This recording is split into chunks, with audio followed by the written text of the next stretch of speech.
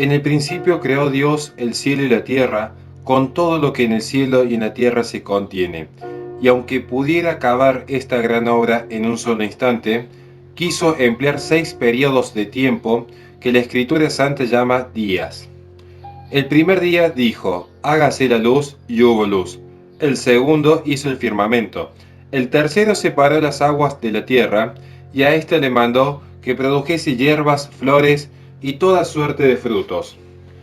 En cuarto hizo el sol, la luna y las estrellas. El quinto creó los peces y las aves. El sexto creó todos los otros animales, y finalmente creó al hombre.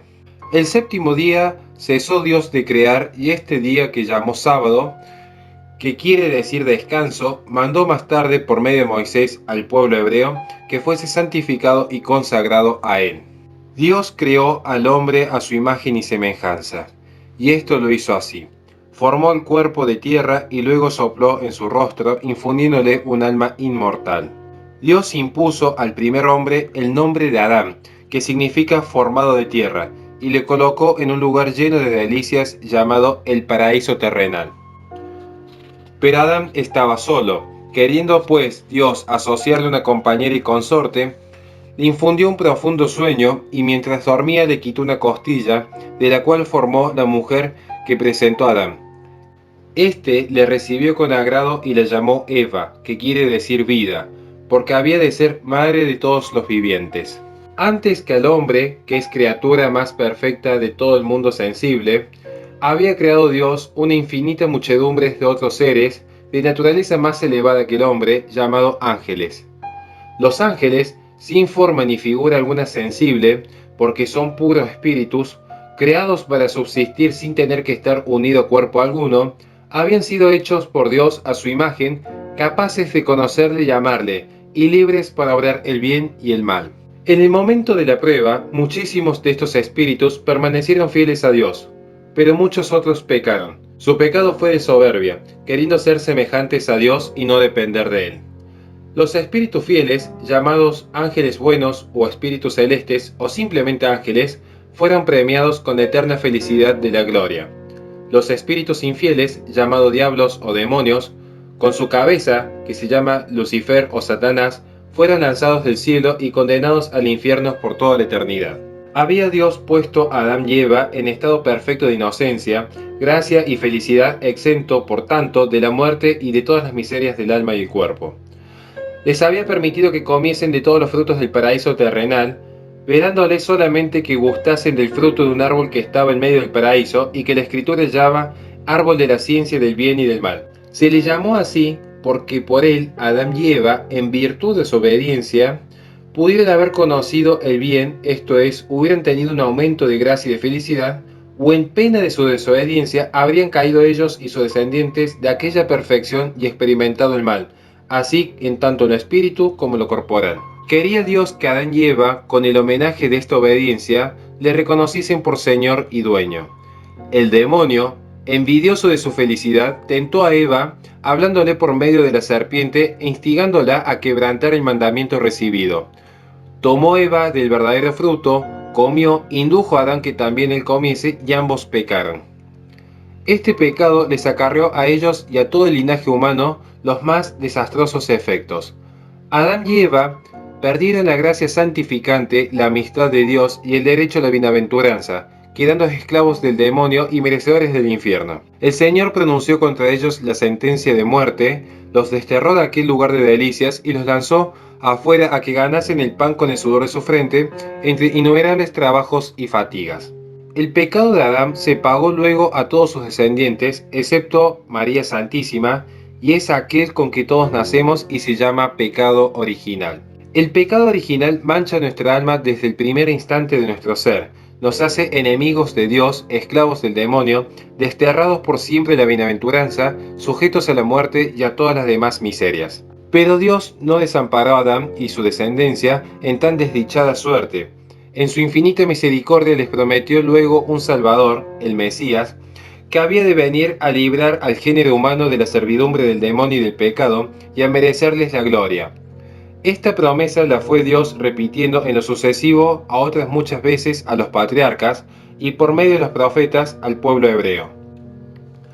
Adán y Eva, después de que fueran lanzados del paraíso terrenal, tuvieron dos hijos, a quienes se les dio por nombre Caín y Abel. Crecidos ya en edad, Caín se dedicó a la agricultura y Abel al pastoreo. Habiendo mostrado Dios que se agradaba de los sacrificios de Abel, el cual, piadoso e inocente, le ofrecía lo mejor de su rebaño, y que desdeñaba los de Caín, que le ofrecía los peores frutos de la tierra. Este, lleno de enojo y de envidia, lo terminó matando. Para consolar a Adán y Eva de la muerte de Abel, les dio el Señor otro hijo que llamaron Set, y fue bueno y temeroso de Dios. Adán, durante su larga vida de 930 años, tuvo muchos otros hijos e hijas que se multiplicaron y poco a poco poblaron la tierra. Entre los descendientes de Set y los otros hijos de Adán, los ancianos, padres de la inmensa progenie, quedaban a la cabeza de las tribus formadas de las familias de sus hijos y nietos y eran príncipes, jueces y sacerdotes. La historia los honra con el venerado nombre de patriarcas. La providencia les otorgaba larguísima vida para que enseñasen a sus descendientes la religión revelada y para que, velando sobre la fiel tradición de las divinas promesas, perpetuasen la fe en el futuro Mesías. Con el correr de los siglos se pervirtieron los descendientes de Adán y se llenó la tierra de vicios y deshonestidades. Por tanta corrupción, primero amenazó y después Dios castigó al género humano con un diluvio universal. Entonces hizo llover 40 días y 40 noches hasta que las aguas cubrieran los montes más altos. Murieron anegados todos los hombres, no se salvaron más que Noé y su familia. Noé, por orden de Dios, recibida 100 años antes del diluvio, había empezado a fabricar su arca, o una especie de nave, en que después entró en él con su mujer y sus hijos, Sem, Cam, Jafet, con las 3 mujeres de estos y con los animales que Dios le había indicado. Los descendientes de Noé se multiplicaron muy luego y crecieron en tan gran número que no pudiendo ya estar juntos, hubieron de pensar en separarse. Pero antes determinaron a levantar una torre tan alta que llegase al cielo. La obra estaba adelantada a grandes pasos, cuando Dios, ofendido de tanto orgullo, bajó y confundió las lenguas, por manera en que los soberbios edificadores, no entendiéndose unos a otros, tuvieron que dispersarse sin llevar a cabo su ambicioso proyecto. La torre tuvo el nombre de Babel, que quiere decir confusión. Los hombres, después del diluvio, no permanecieron mucho tiempo fieles a Dios, sino que recayeron muy pronto en maldades pasadas, y aún llegaron al extremo de perder el conocimiento del verdadero Dios y de entregarse a la idolatría, que consiste en reconocer y adorar como divinidad las cosas creadas. Por lo cual, Dios, a fin de conservar en la tierra la verdadera religión, escogió un pueblo y tomó a su cargo el gobernarlo con especial providencia, preservándolo de la corrupción general. Para padre y tronco del nuevo pueblo escogió Dios a un hombre de Caldea, llamado Abraham, descendiente de los antiguos patriarcas por la línea de Eber. El pueblo que de él tuvo origen se llamó pueblo hebreo. Abraham se había conservado justo en medio de su nación, entregada al culto de los ídolos, y para que preservase la justicia, le ordenó Dios que saliese de su tierra y pasase a la de Canaán, llamada también Palestina. Allí le prometió que le haría cabeza de un gran pueblo y que de su descendencia nacería el Mesías. En confirmación de la palabra de Dios, Abraham tuvo de su mujer Sara, bien que de edad provecta, un hijo llamado Isaac. Para probar la fidelidad y obediencia de su siervo, le ordenó Dios que le sacrificase su único hijo, a quien tanto amaba y en quien recaían las divinas promesas. Pero Abraham, seguro de estas promesas, no titubeó en la fe, y como se escribe en la Sagrada Escritura, esperó contra la misma esperanza. Dispuso todo lo concerniente al sacrificio y lo iba a ejecutar. Pero un ángel le detuvo la mano, y en premio a su fidelidad, Dios le bendijo y le anunció que de aquel su hijo nacería el Redentor del mundo. Isaac, llegado a los 40 años, se casó con Rebeca, quien fuese madre de 2 hijos, Esaú y Jacob. A Esaú, como primogénito, le tocaba la bendición paternal. Pero el Señor dispuso que, por la solicitud de Rebeca, Isaac bendijese a Jacob, el menor, a quien antes había cedido Esaú. y esto fue por una mísera compensación de derecho de primogénito. Jacob entonces, para librarse de la ira de su hermano mayor, tuvo que huir a la casa de su tío Labán en la zona de Harán. Dicho tío le dio por esposas a sus dos hijas, Lía y Raquel, y después de 20 años regresó a su casa muy rico y con numerosa familia. A la vuelta por el camino, antes que se reconciliase con su hermano en una visión que tuvo, le fue cambiado el nombre de Jacob por el de Israel. Jacob fue padre de 12 hijos, de los cuales los dos últimos, José y Benjamín, eran hijos de Raquel. Entre los hijos de Jacob, el más morigerado era José, queridísimo más que todos por parte de su padre. Por este motivo le cobraron aborrecimiento sus hermanos, y este aborrecimiento los llevó a tratar contra él primero la muerte y después la venta de ciertos mercaderes israelitas, que lo condujeron a Egipto y vendieron a su vez a Putifar, ministro del faraón. José en Egipto se granjeó luego con su virtud de la estimación y afecto de su amo, pero después, calumniado por la mujer de Putifar, fue echado en la cárcel. Allí estuvo 2 años, hasta que por haber interpretado al faraón o rey de Egipto 2 sueños y profetizando que tras 7 años de abundancia seguirían 7 años de miseria, fue sacado de la cárcel y nombrado virrey de Egipto. En el tiempo de la abundancia, José hizo grandes provisiones, por manera que cuando llegase el hambre estuviese dispuesta la tierra a poder albergar al pueblo de Egipto. De todas partes había que acudir allí por trigo. Jacob también se vio forzado a enviar a sus hijos, quienes no conocían ya a José. Pero éste los reconoció, y cuando se dio a conocer, les pidió que llevasen a Egipto a su padre con toda su familia. Jacob, deseoso de abrazar a su amado hijo, fue allá, y el rey le señaló para que su estancia y de los suyos estuviese en la tierra de Gesén. Luego de 17 años de estancia en Egipto, Jacob reunió a sus 12 hijos y también a los hijos de José, que tenían por nombre a Efraín y Manasé. Les dijo que la muerte se aproximaba a su vida y recomendó que volviesen a la tierra de Canaán, pero sin dejar olvidados los huesos de él en Egipto. Los bendijo a todos en particular, prediciendo a Judá que el centro o potestad suprema no saldría de su descendencia hasta la venida del Mesías.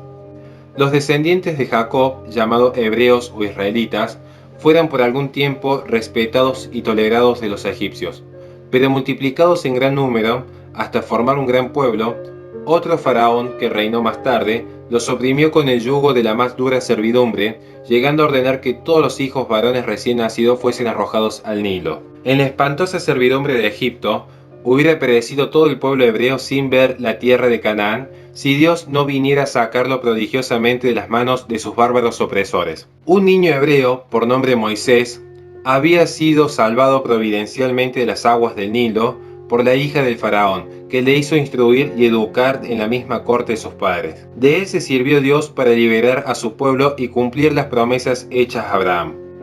Crecido ya Moisés, le ordenó el Señor que, en compañía de su hermano Aarón, fuese al faraón y le intimase a que se permitiese a los hebreos salir de Egipto. El faraón lo rechazó. Entonces Moisés, para vencer el endurecido corazón del rey, armó una vara, hirió a Egipto con 10 castigos prodigiosos y terribles, los llamó las plagas de Egipto, y la última de las cuales fue un ángel que, hacia medianoche, comenzando por el hijo del rey, mató a todos los primogénitos de Egipto, así de los hombres como de los animales. La misma noche en que sucedió esta mortandad, los hebreos, de orden de Dios, celebraron por primera vez la fiesta de Pascua, que quiere decir Paso del Señor. He aquí el rito mandado por Dios, que a cada familia matase un cordero sin mancilla y rociase con la sangre de él la puerta de su casa, con lo cual estaría a salvo del paso del ángel. Este cordero era figura del Cordero Inmaculado Jesús, el cual con su sangre había de salvar de la muerte eterna a todos los hombres. El faraón y todos los egipcios, a la vista de los hijos muertos, sin más tardanza dieron prisa a los hebreos que saliesen, entregándoles todo el oro y plata cuanto pudieron. Partieron los hebreos y después de 3 días se hallaron junto a la playa del Mar Rojo. Muy pronto se arrepintió el faraón de haber dejado salir a los hebreos, e inmediatamente fue tras ellos con su ejército y los alcanzó junto al mar. Moisés alentó al pueblo, quien se encontraba espantado al ver a los egipcios venir tras ellos, y decidió extender su vara sobre el mar.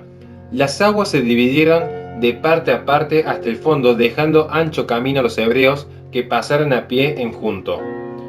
Obstinado el faraón en su perversidad, se lanzó tras ellos por aquel camino, pero apenas llegó adentro, cayeron sobre él las aguas y todos los hombres y caballos quedaron anegados. Pasado el Mar Rojo, entraron los hebreos en el desierto y en brevísimo tiempo hubieran podido llegar a la tierra prometida Palestina si hubieran sido obedientes a la ley divina y a las órdenes de su caudillo Moisés.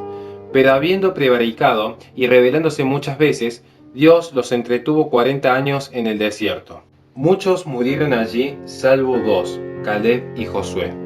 Por todo este tiempo proveyó Dios a su mantenimiento con una especie de escarcha de blancos y menudos granos llamado maná, la cual todas las noches cubría la tierra y a la madrugada recogían.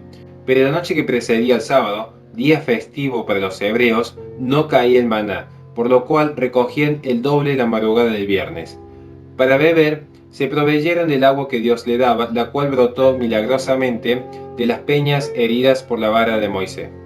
Una gran nube, que de día defendía los rayos del sol y de noche, mudándose en columnas de fuego, les alumbraba, les sirvió para mostrar el camino y los acompañó a lo largo de todo el viaje. Al tercer mes de su salida de Egipto, llegaron los hebreos a la falda del monte de Sinaí. Allí fue donde, entre relámpagos y truenos, habló Dios y promulgó su ley en 10 mandamientos, escritos en 2 tablas de piedra que entregó a Moisés en la cima del monte. Pero cuando Moisés bajó luego de 40 días y de haber estado hablando con el Señor, se encontró con que el pueblo hebreo había caído en idolatría y adoraban a un becerro de oro.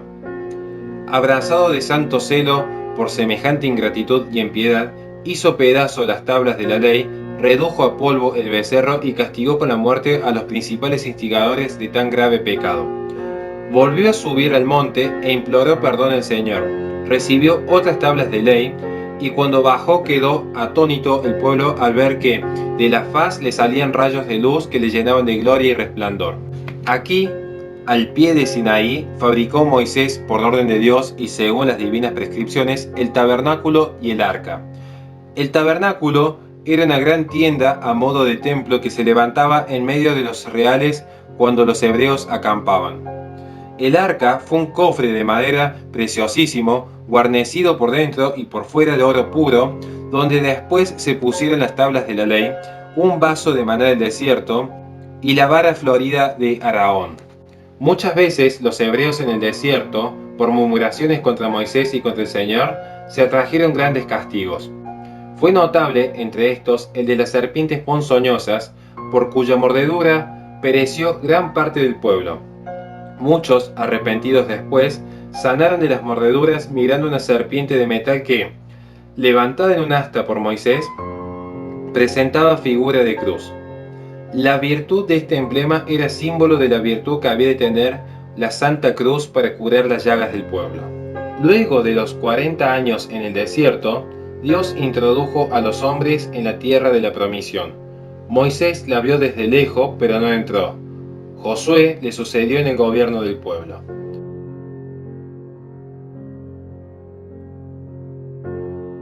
Precedidos del arca, pasaron el río Jordán, cuyas aguas se habían parado para dejar libre el paso por el cauce del río. Tomaron la ciudad de Jericó, sojuzgaron los pueblos que habitaban en la tierra de Canaán y la dividieron en 12 partes. Cada parte era atribuible a una de las tribus. Así castigó Dios por medio de su pueblo los gravísimos delitos de aquellas naciones. Estas tribus tomaron el nombre de Rubén, Simeón, Leví, Judá, Isaacar, Zabulón, Dan, Neftalí, Gad, Aser, Benjamín, hijos de Jacob y de Efraín y de Manasés, hijos de José. Sin embargo, la tribu de Leví no tuvo territorio aparte. Dios la llamó al oficio sacerdotal y quiso ser él mismo su porción y herencia. De la tribu de Judá, según había profetizado Jacob a la hora de su muerte, nació más tarde el Redentor del mundo. Por aquellos tiempos vivía en Idumea un príncipe muy acaudalado y justo llamado Job, el cual temía a Dios y se guardaba de obrar mal. Queriendo el Señor hacer de él un dechado de paciencia en las mayores penalidades de la vida, permitió que Satanás le tentase con tribulaciones inauditas. En pocos días le arrebataron sus inmensas posesiones, la muerte le privó de su numerosa familia y él mismo se vio herido en todo el cuerpo por unas úlceras malignas. Atribulado Job con tantas desgracias, no pecó por impaciencia. Se derribó a la faz de la tierra, adoró al Señor y dijo: El Señor me lo dio, el Señor me lo quitó. Bendito sea el nombre del Señor. Dios, en premio de su resignación, le bendijo y le devolvió la salud, le dio más prosperidad que antes. Todo esto se describe luminosamente en uno de los libros santos titulado Job. Habiéndose apoderado de Palestina, los hebreos, guiados por Josué, ya no la abandonaron, siendo gobernados según la ley de Moisés, o por los ancianos del pueblo, o por jueces, y más tarde por reyes. Los jueces eran personas suscitadas y elegidas por Dios de tiempo en tiempo para librar a los hebreos siempre que en castigo de sus pecados caían bajo la dominación de los enemigos. Los dos jueces más ilustres fueron Sansón y Samuel. Dotado Sansón de una fuerza extraordinaria y maravillosa, molestó y causó durante muchos años mil estragos a los filisteos, quienes eran enemigos muy poderosos de Dios. Traicionado después y perdida sus prodigiosas fuerzas, recogió las que les quedaban para sacudir y derribar un templo de sus enemigos, bajo cuyos escombros se sepultó con muchos de ellos. Samuel, último de los jueces, vencidos ya los filisteos, juntó por orden de Dios al pueblo, que alborotado pedía rey, y en presencia del mismo eligió y consagró a Saúl, de la tribu de Benjamín, por primer rey de todo el pueblo hebreo.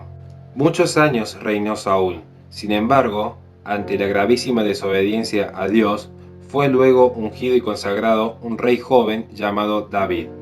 El mismo provenía de la tribu de Judá.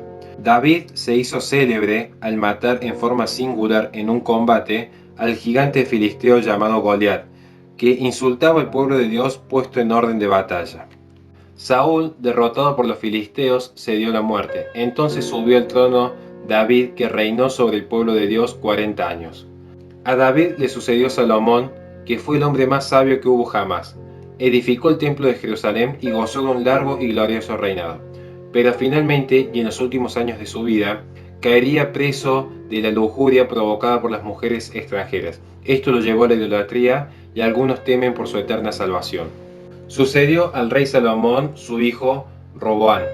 Por no querer aliviar la carga durísima de los tributos impuestos por su padre, se le rebelaron 10 tribus que tomaron por su rey a Jeroboam, cabeza de los insurrectos, y solamente 2 tribus permanecieron fieles al hijo del rey Salomón. Las mismas fueron Judá y Benjamín. El pueblo hebreo se halló entonces en este modo dividido en 2 reinos, el reino de Israel y el reino de Judá. Estos 2 reinos no se unieron ya más, sino que cada uno tuvo una historia por sí. Los reyes de Israel, en número de 19, todos perversos y sumidos en la idolatría, arrastraron a la mayor parte del pueblo de las 10 tribus y gobernaron por el espacio de 254 años. Finalmente, en castigo de sus enormes iniquidades, parte del pueblo fue dispersado, mientras que otra parte cayó cautiva en Asiria. Fueron algunos otros enviados a repoblar el país colonias de gentiles, a los que se asociaron en tiempos sucesivos algunos israelitas vueltos de su destierro y algunos malos judíos, y entre todos formaron después un pueblo, que se llamó Samaritano, enemigo acérrimo de la nación judaica. Entre los israelitas llevados cautivos a Siria se halló Tobías, varón santísimo, de quien hay en los libros santos una particular historia, muy acomodada para hacernos cobrar alta estima del santo temor de Dios y las disposiciones de su providencia. Los reyes de Judá, en número de 20, de los cuales algunos fueron piadosos y buenos, y otros hartos criminales, reinaron en total 388 años. En tiempo de Manasés, uno de los últimos reyes de Judea, aconteció lo que se escribe en el libro que se titula de Judith, la cual, matando a Holofernes, capitán general del rey de los asirios de aquel tiempo, libró a la ciudad de Betulia y a toda la Judea. Más tarde, otro rey de los asirios puso fin al reino de Judá, se apoderó de Jerusalén y la destruyó, junto con todo el templo de Salomón, hasta los cimientos mismos incluso. Hizo prisionero y sacó los ojos al último rey, Sedecías, y al pueblo lo llevó cautivo a Babilonia. Durante la cautividad en Babilonia vivió el profeta Daniel. Él mismo fue escogido entre otros jóvenes hebreos para ser educado y luego destinado al servicio personal del rey. Habiendo él mismo profetizado uno de los sueños del rey, esto le permitió granjearse con su estimación y afecto.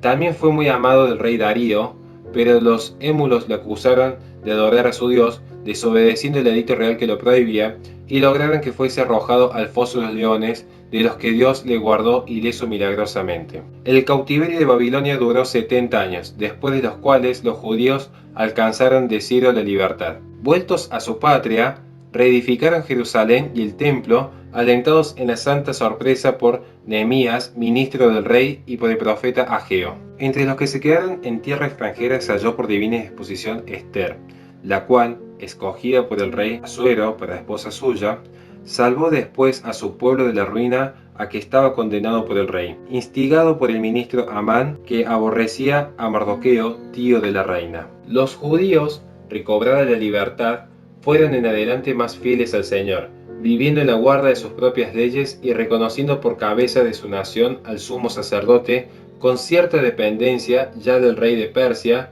ya del de Siria o de Egipto, según la suerte de las armas. Entre estos reyes, algunos dejaron en paz a los judíos y otros les persiguieron, todo para reducirlos a la idolatría. El más cruel tirano fue Antíoco, rey de Siria, quien publicó una ley por la que todos sus vasallos estaban obligados, bajo pena de muerte, a abrazar la religión gentilicia. Muchos judíos entonces consistieron en aquella impiedad, pero muchos más se mantuvieron firmes y se conservaron fieles a Dios, y otros tantos murieron con glorioso martirio. Así acaeció a un santo anciano que se llamaba Eleazar y a 7 hermanos que se decían macabeos con su madre. Se alzaron entonces contra el impío y cruel Antíoco algunos intrépidos defensores de la religión y de la independencia de su patria, a la cabeza de los cuales se puso un sacerdote, por nombre Matatías, con 5 hijos virtuosos y esforzados como él. Se retiró primero a los montes y, juntando allí a otros valientes, bajó y desbarató a los opresores. Judas, por sobrenombre Macabeo, hijos de Matatías, prosiguió la guerra comenzada por su padre y con el favor de Dios y con la ayuda de sus hermanos fundó el pequeño reino llamado de los Macabeos, que por espacio de 128 años gobernaron la Judea como pontífices y capitanes y después también como reyes. Este gran capitán en las Sagradas Escrituras, varón fortísimo, dio insigne ejemplo de piedad con los difuntos y confirmó solemnemente la fe en el purgatorio, ordenando una gran colecta de dinero con destino a Jerusalén, para que allí se ofreciesen dones y sacrificios en sufragio de los que habían caído muertos en la guerra santa. Fue por sus muchas victorias bendecido del pueblo y el terror de sus enemigos. Pero al fin, oprimidos de estos y no sostenido de los suyos, murió como héroe con las armas en el año 161, antes de la era cristiana. A Judas Macabeo le sucedió su hermano Jonatás y Simón, y el hijo de este, Juan Hircano, también gobernó en forma sabia, gloriosa y felizmente. Pero los hijos y descendientes degeneraron de la virtud de sus mayores, y discordes entre sí, se lanzaron en armas y contiendas con sus poderosos vecinos, y en breve la Judea, perdidas las fuerzas ya y la autoridad misma, vino a caer poco a poco en poder de los romanos. Los romanos le hicieron a Judea primero tributaria y pocos después le impusieron un rey de nación extranjera, Herodes el Grande, llamado así por algunas felices empresas, pero no ciertamente grande a juicio de la historia, lo que no calla las vilezas que empleó para subir al ambicionado poder, del cual se valió más tarde para perseguir a la persona adorable de Jesucristo en su infancia. Afortunado en lo exterior, vivió y murió desgraciadamente. Fin ordinario de los perseguidores a lo largo de la historia. Tras él reinaron con más o menos extensión de poderío 3 hijos suyos y 2 nietos, pero duró poco su gloria, pues el reino fue presto reducido a provincia del Imperio Romano, que envió un gobernador para que la gobernase en su nombre. Dios suscitó en todo tiempo hombres extraordinarios llamados profetas, que, inspirados por él, Predecían los sucesos por venir y se encargaban también de conservar a su pueblo en la guarda de la ley y evitar que caigan en la idolatría. Algunos de estos profetas, como Elías o Eliseo, no dejaron nada escrito, pero de ellos y su enseñanza se hace mención en la historia sagrada. Otros 16 libros dejaron escritas sus profecías que se conservaron entre los libros santos. 4 de estos, Jeremías, Daniel, Ezequiel e Isaías, se llamaron mayores, porque sus profecías son más extensas.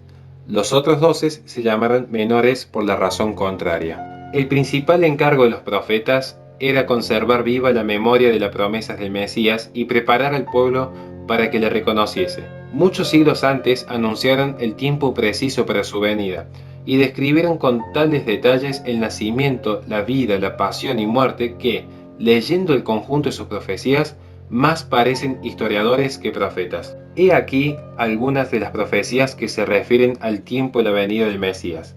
El profeta Daniel, hacia el fin de la cautividad en Babilonia, anunciaba con toda claridad que el Mesías aparecería, viviría, sería negado y muerto por los judíos de allí a 70 semanas de años, y que poco después Jerusalén sería destruida y los judíos dispersados sin poderse ya constituir en nación.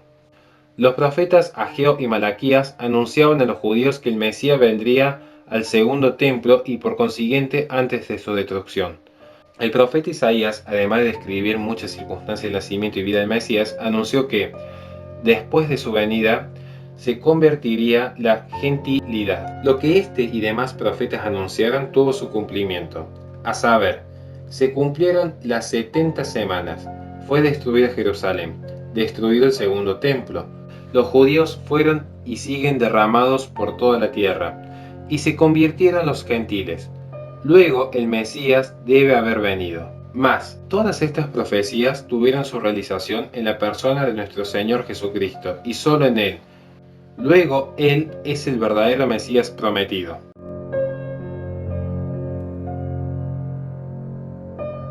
Reinando Herodes, por sobrenombre el Grande, vivía en Nazaret, pequeña ciudad de Galilea, una Virgen Santísima por nombre María, desposada con José, a quien el Evangelio llama varón justo. Aunque ambos eran descendientes de los reyes de Judá y por tanto de la familia de David, vivían con todo pobremente y ganaban el sustento con su trabajo. A esta Virgen fue enviado de Dios el arcángel Gabriel, que la saludó llena de gracia y le anunció que sería madre del Redentor del mundo. Al oír estas palabras y a la vista del ángel, se turbó al principio María, pero luego, asegurada por él, respondió: He aquí la esclava del Señor, hágase en mí según tu palabra. En el mismo instante, el Hijo de Dios, por obra del Espíritu Santo, se encarnó en sus purísimas entrañas y sin dejar de ser verdadero Dios, empezó a ser verdadero hombre. Este principio tuvo la redención del linaje humano. En el coloquio con el arcángel supo María que su prima Isabel, mujer de un sacerdote llamado Zacarías, aunque de edad provecta, había de tener un hijo. Con santa solicitud fuese María a visitar a su prima en las montañas de Judea, para congratularse con ella y más aún para servirla como humilde criada, como lo hizo por 3 meses. Aquí fue donde María, respondiendo al saludo de la prima, que inspirada en el Espíritu Santo le dijo Madre de Dios, prorrumpió en aquel sublime cántico Magnificat, que a menudo la canta la Iglesia Católica. El hijo de Isabel fue Juan Bautista, el santo precursor del Mesías. En aquel tiempo, César Augusto ordenó un edicto por el que se ordenaba a todos los vasallos del Imperio Romano a que se empadronasen. María y José, por ser de la casa y familia de David, tuvieron que ir a la ciudad de Belén, donde David había nacido. Dada la masividad de personas que habían concurrido a dicho lugar, se les hizo imposible encontrar hospedaje. Por lo tanto, se les fue forzado a recoger un lugar que era una suerte de cueva que servía de establo no lejos de la ciudad. Allí fue donde, hacia medianoche, el Hijo de Dios, hecho hombre por salvar a los hombres, nació de María Virgen, la cual lo envolvió en pobres pañales y lo reclinó en un pesebre. Esa misma noche apareció un ángel a unos pastores que velaban en aquella comarca y que estaban guardando de su ganado. Les anunció que era nacido el Salvador del mundo. Los pastores corrieron atónitos al establo hallaron al santo niño y fueron los primeros en adorarle. El octavo día de nacimiento, para obedecer a la ley, fue circuncidado el niño y le fue puesto el nombre de Jesús, según había indicado el ángel a María cuando le anunció el misterio de la encarnación. Asimismo, María Santísima, en obsequio a la ley, que no le obligaba, se presentó a los 40 días ofreciendo por sí el sacrificio de las mujeres pobres, que era un par de tórtolas o palominos, y por el niño Jesús el precio del rescate. Había en el templo un santo anciano, por nombre Simeón, quien había tenido la revelación del Espíritu Santo que no moriría sin ver primero al Cristo del Señor.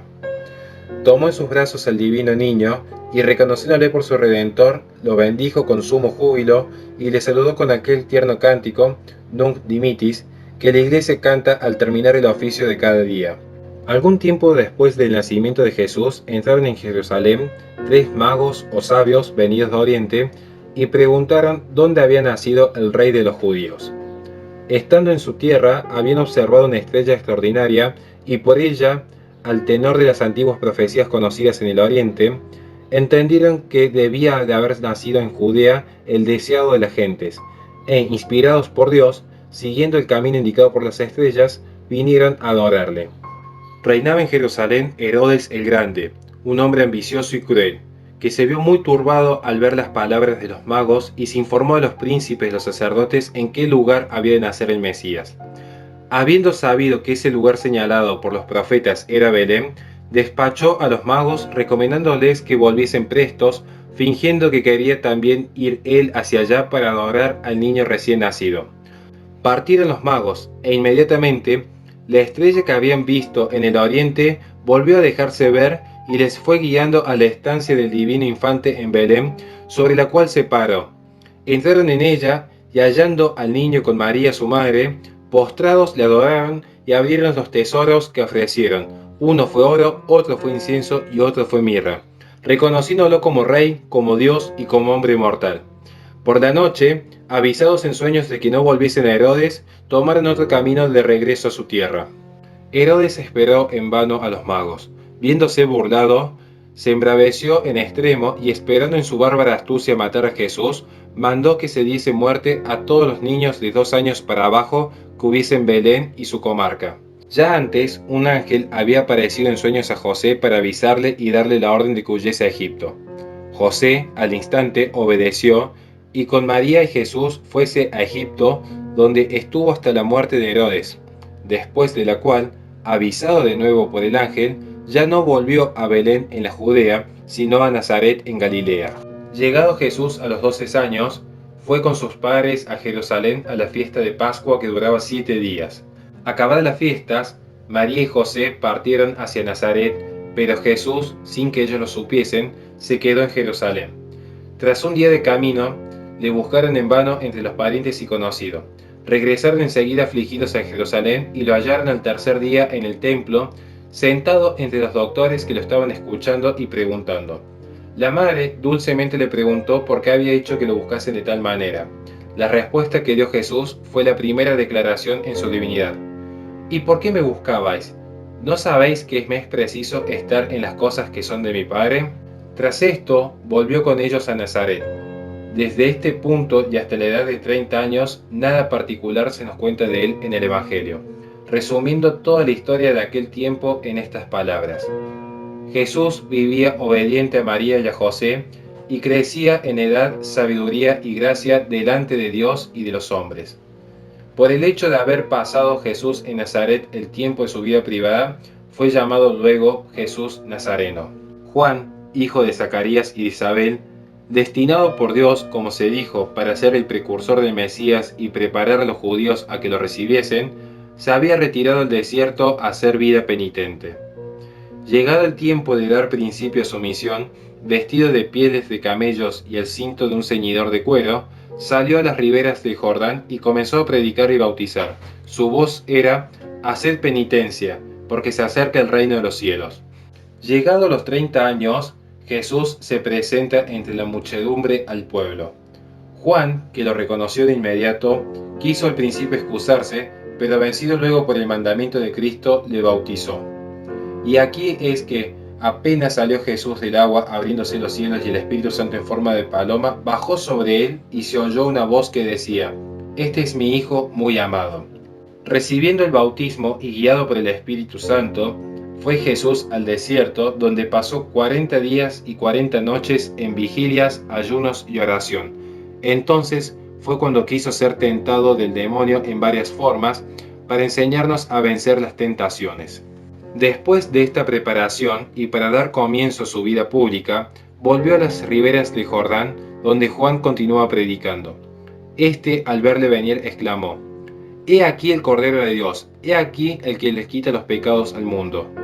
Por este y otros testimonios en favor de Jesús repetidos al día siguiente, 2 discípulos de Juan resolvieron seguir al Divino Maestro, quien aquel día los retuvo consigo. Uno de estos, por nombre Andrés, encontrándose con su hermano llamado Simón, le llevó a Jesús, que, mirándole al rostro, le dijo: Tú eres Simón, hijo de Juan, en adelante te llamarás Pedro. Y estos fueron sus primeros discípulos. Otros muchos, o llamados por él, como Santiago, Juan, Felipe, Mateo, o movidos por su palabra, se resolvieron a seguirle. A los principios no se quedaban de continuo en su compañía, sino que después de oír sus razonamientos volvían a sus familias y quehaceres. Solo algún tiempo después lo dejaron todo para no abandonarle ya más. Con algunos de ellos fue una vez convidado a unas bodas de Caná en Galilea, a la que también había sido invitada su madre María. Esta fue la ocasión en que, por intercesión de su Madre Santísima, mudó una gran cantidad de agua en exquisito y regalado vino. Este fue el primer milagro de Jesús, por el que manifestó su propia gloria y confirmó la fe a sus discípulos. De entre estos discípulos escogió después 12, a los que llamó apóstoles, para que estuviesen siempre con él y para enviarlos a predicar, es a saber, Simón, a quien había dado el nombre de Pedro, y su hermano Andrés, Santiago y Juan, hijos del Zebedeo, Felipe, Bartolomé, Mateo, Tomás, Santiago, hijo de Alfeo, Judas Tadeo, Simón Cananeo y Judas Iscariote, el que le entregó. Por cabeza de los apóstoles escogió a Simón o Pedro, que había de luego ser su vicario en la tierra. Acompañado de los apóstoles y otras veces precedido de ellos, recorrió por espacio de 3 años toda la Judea y Galilea, predicando su evangelio y confirmando su doctrina con infinitos números de milagros. De ordinario, los sábados entraba en las sinagogas y enseñaba, aunque, si se ofrecía la ocasión y la coyuntura, no desdeñaba en dar sus enseñanzas en cualquier otro sitio. Leemos, en efecto, que las turbas le seguían y que él no solo predicaba en casas y plazas, sino también al aire libre, en los montes y en los desiertos, a la orilla del mar y desde el mismo mar subido a la navecilla de Pedro. El célebre sermón de las 8 bienaventuranzas se llama cabalmente Sermón del Monte, por el lugar donde lo pronunció. No menos predicaba con el ejemplo que con la palabra. Admirados de su larga oración, le suplicaron un día a los discípulos que le enseñase a orar, y Jesús le enseñó la sublime oración del Padre Nuestro. Por varias razones, y entre ellas para acomodarse a la capacidad de la mayor parte de su auditorio y a la índole de los pueblos orientales, servíase ordinariamente Jesús en sus enseñanzas de parábolas o semejanzas. Son sencillas y sublimes las del hijo pródigo, la del samaritano, la del buen pastor, los 10 talentos, la de las 10 vírgenes, del rico Epulón, del mayordomo infiel, del siervo que no quiere perdonar, de los renteros de la viña, de los convidados a la boda, del grano de mostaza, del sembrador, del fariseo y del publicano, de los obreros, de la cizaña y otras muy sabidas de los buenos cristianos que asisten a la explicación del Santo Evangelio que se hace los domingos en las parroquias. Comúnmente, después de los discursos, le presentaban enfermos de toda clase, mudos, sordos, tullidos, ciegos, leprosos, y él a todos les devolvía la salud. No solo en las sinagogas iba derramando sus gracias y mercedes, sino en cualquier lugar donde se hallaba. Socorría a los desgraciados que en gran número le llevaban de toda Palestina, y también a aquellos que asistían desde comarcas mucho más lejanas. Esparcía hasta Siria la fama de sus milagros. Se les llevaba también poseídos por el demonio, de los cuales había no pocos en aquel tiempo, y él los libraba de los espíritus malignos, que salían gritando: «Tú eres el Cristo, el Hijo de Dios». 2 veces, con unos pocos panes, milagrosamente los logró multiplicar y dejó hartas satisfechas a las turbas que le seguían. También a las puertas de la ciudad de Naín resucitó al hijo de una viuda que llevaban para enterrar, y poco antes de su pasión resucitó a Lázaro, que hedía ya en la sepultura, pues era muerto de 4 días. Infinito es el número de milagros, muchos de ellos famosísimos, que obró en los 3 años de su predicación pública, para demostrar que hablaba como enviado de Dios, que era el Mesías esperado por los patriarcas y vaticinado por los profetas también. Era el mismo Hijo de Dios. Tal se manifestó en su transfiguración por el resplandor de su gloria y por la voz del Padre, que así lo habían proclamado como su Hijo muy amado. A la vista de tales milagros, muchos se convertían y le seguían, muchos le aclamaban y alguna vez buscaron para hacerlo rey. Estos triunfos de Jesús despertaron desde el principio la envidia de los escribas y fariseos, de los príncipes y sacerdotes y de las cabezas del pueblo, envidia que aumentó en extremo cuando él se puso a desenmascarar su hipocresía y a reprobar sus vicios. No tardaron en perseguirle y desacreditarle hasta llamarle endemoniado, buscando manera de cogerle en palabras ya para desautorizarlo ante el pueblo o ya para acusarlo ante el gobernador romano. Esta envidia siempre fue creciendo y se exacerbó más cuando, a consecuencia de la resurrección de Lázaro, se multiplicó grandemente el número de judíos que creían en él. Entonces tuvieron consejo para matarle y el pontífice Caifás terminó con estas palabras: es necesario que un hombre muera por el pueblo y que no perezca toda la nación, diciendo sin saberlo una profecía, pues en verdad por la muerte de Jesús se había de salvar el mundo. Finalmente, su aborrecimiento llegó al colmo cuando cerca de las Pascuas, llena la ciudad de forasteros de todas partes que venían a la fiesta, Jesús entró triunfante y aclamado por el pueblo que con palmas y ramos de oliva le habían salido al encuentro, mientras algunos echaban sus vestiduras al suelo y otros cortaban ramas de los árboles y las esparcían por el camino.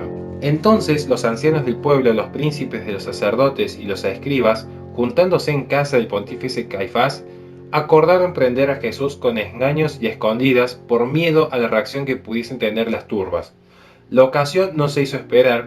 Judas Iscariote, uno de los 12 apóstoles, poseído del demonio de la avaricia, ofreció entregarles el divino maestro por 30 monedas de plata.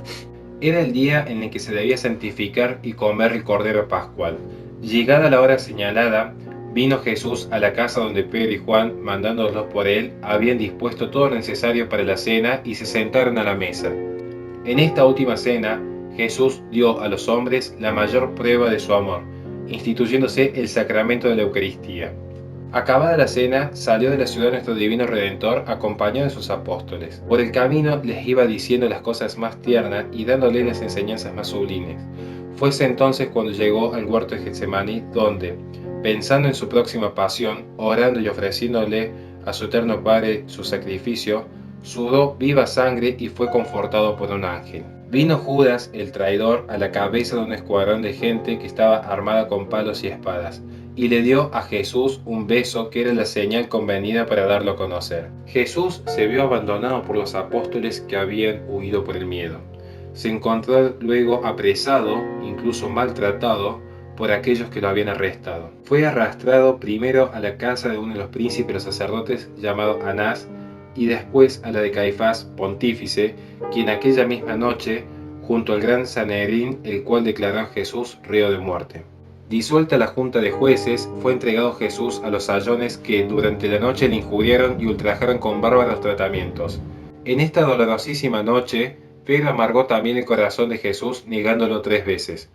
Pero mirado por Jesús, volvió en sí y lloró su pecado toda la vida.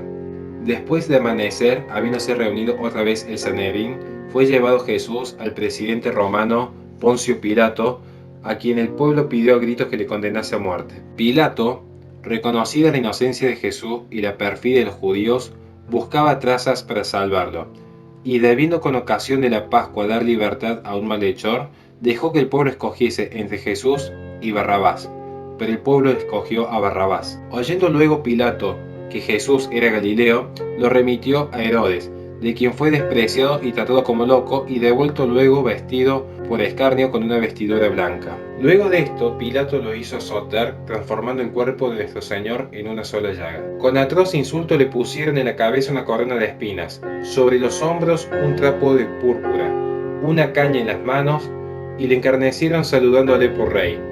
Mas no bastando nada de esto para amansar el furor de sus enemigos y de la plebe amotinada, Pilato le condenó a morir en cruz. Jesús entonces tuvo que cargar sobre sus espaldas el duro madero de la cruz y llevarlo hasta el Calvario, donde desnudo, abrevado con hiel y mirra, clavado en la cruz y alzado entre dos ladrones, anegados en un mar de angustias y dolores, después de 3 horas de penosísima agonía, expiró rogando por los que le crucificaban, que no por esto dejaron de ensañarse contra él. Aún muerto le traspasaron el corazón de una cruel lanzada. No hay mente humana que pueda imaginar, ni lengua capaz de decir lo que Jesús debió de padecer ya en la noche de su prendimiento, ya en los diversos caminos de uno a otro tribunal, ya en la flagelación y coronamiento de espinas, ya en la crucifixión y finalmente en su prolongada agonía. Solo el amor, que fue la causa, puede despertar una pálida imagen de todos aquellos corazones agradecidos. María Santísima asistió con sobrehumana fortaleza a la muerte de su divino Hijo y se unió en el martirio de su corazón a los dolores de él para la redención del linaje humano. El Padre Celestial hizo que resplandeciese la divinidad de Jesucristo en su muerte, como lo había hecho también en vida. Estando en la cruz, se oscureció el sol y se cubrió la tierra con espesas tinieblas. Al expirar, tembló toda la tierra con un espantoso terremoto, se rasgó de arriba hacia abajo el velo del templo, y muchos muertos salidos de los sepulcros fueron vistos en Jerusalén y aparecieron a muchos más. Jesús fue crucificado y murió en día de viernes, y la misma tarde, antes de ponerse el sol, fue depuesto de la cruz. Fue sepultado en un sepulcro nuevo, al que pusieron sellos y guardas por temor de que sus discípulos lo robasen. Al rayar el alba del día que siguió al sábado, se sintió un gran terremoto. Jesús había resucitado y salido glorioso y triunfante del sepulcro. Después de aparecer la Magdalena, se dejó ver de los apóstoles para alentarlos y consolarlos, y algunos santos padres piensan que primero apareció a su Santísima Madre. 40 días estuvo aún Jesús sobre la tierra después de su resurrección, donde se mostró en diversas ocasiones y apariciones a sus discípulos y conversó con ellos. Así fortalecía por modos milagrosos a los apóstoles, que se confirmaban en su fe, comunicándole cosas altísimas y dándole las últimas instrucciones hasta que, 40 días después, los reunió en el monte de Olivete. Allí, luego de haberlos bendecido, visiblemente y a sus mismos ojos se alzó de la tierra y subió a los cielos. Los apóstoles, que estaban siguiendo las órdenes de su divino Maestro, se recogieron a sí mismos en el cenáculo de Jerusalén. Allí, por un espacio de 10 días, esperaron en oración el Espíritu Santo que Jesús les había prometido. Finalmente, el Espíritu Santo bajó sobre ellos en forma de lenguas de fuego a la mañana siguiente del día 10, y este momento fue llamado Pentecostés. Ellos entonces, mudados en otros hombres, empezaron de repente a hablar diversas lenguas, según el mismo Espíritu les movía a hablar. Aquellos días moraban en Jerusalén judíos de todas las naciones. Una multitud de ellos acudió a presenciar aquel prodigio, y en un sermón que hizo San Pedro sobre las profecías verificadas en la persona de Jesús y los milagros obrados por él, se convirtieron 3000 oyentes. Algunos días después, el mismo Pedro, junto al apóstol San Juan, tras una milagrosa curación de un tullido de nacimiento, hablando con aquella multitud de judíos, trajo a la fe a otros 5000 más. No solo en Jerusalén, sino en toda Judea, donde predicaban, los apóstoles iban creciendo en el número de creyentes. Pero luego, los ancianos del pueblo y los príncipes y los sacerdotes comenzaron a perseguir a los apóstoles y, llamándolos y reprendiéndolos ásperamente, intimidaron a que no hablasen más en nombre de Jesús. Ellos respondían: no podemos callar lo que hemos visto y oído. Juzgad vosotros mismos si es lícito obedecer a los hombres desobedeciendo a Dios. Los prendieron con todo esto, los maltrataron, hicieron morir al diácono San Esteban bajo una tempestad de piedra, y los apóstoles, alegres por haber sido dignos de padecer por Jesucristo, se alentaron a predicar cada vez más y crecía sin cesar el número de los que se convertían. El más célebre de todos los convertidos al Evangelio fue Saulo, llamado después Pablo, natural de Tarso, que fue el primer enemigo furioso y perseguidor de los cristianos, y después, tocado del poder divino, vino a ser un vaso de elección, el más celoso de todos y trabajador de los apóstoles. Increíbles son los caminos, fatigas y tribulaciones de este prodigio de la gracia para dar a conocer el nombre y doctrina de Jesucristo entre los gentiles, de donde se llama el doctor de las gentes. predicando la fe no con el aparato de la humana sabiduría, sino con la virtud de Dios que lo confirmaba con milagros, convertía a los pueblos por más que fuesen constantemente acusados por los enemigos de la cruz de Cristo. Estas acusaciones le llevaron providencialmente a Roma, donde pudo predicar el Evangelio a los judíos que allí residían y a los gentiles. Después de tantas peregrinaciones, finalmente se restituyó a Roma. Allí fue martirizado, más particularmente degollado, en nombre del emperador Nerón, quien también había hecho crucificar a San Pedro. Del apóstol Pablo nos quedan de él 14 cartas, escritas la mayor parte a las varias iglesias que había fundado y que son señal de la misión apostólica que le dio Jesucristo, pues como observa San Agustín, están escritas con tanta elevación, lucidez, profundidad y unción que revelan el propio Espíritu de Dios. Después de haber predicado el Evangelio en la Judea, según el mandamiento de Jesucristo, los apóstoles se separaron y fueron a predicarlo por todo el mundo. San Pedro, cabeza del colegio apostólico, se dirigió a Antioquía, donde los que creían en Jesucristo comenzaron a llamarse cristianos. De Antioquía pasó a Roma y allí estableció su sede, sin trasladarla ya a otro lugar. Él fue obispo de Roma y allí acabó su vida con un glorioso martirio, siendo el emperador Nerón quien lo mandó a aniquilar. Los sucesores de San Pedro en la sede romana heredaron la suprema potestad de maestro infalible de la Iglesia que el Señor le había conferido, fuente de toda jurisdicción y protector y defensor de todos los cristianos. Por esta razón se llaman justamente con el nombre de papas, que quiere decir padres, y que han sido sucedidos sin interrupción en la cátedra de Pedro hasta nuestros días. Todos los apóstoles concordes y unánimes en comunión con Pedro predicaban por todas partes la misma fe. Las gentes se convertían y dejaban la idolatría, de suerte que en breve se llenó del mundo de cristianos para cuyo gobierno los apóstoles iban poniendo obispos que continuasen su ministerio.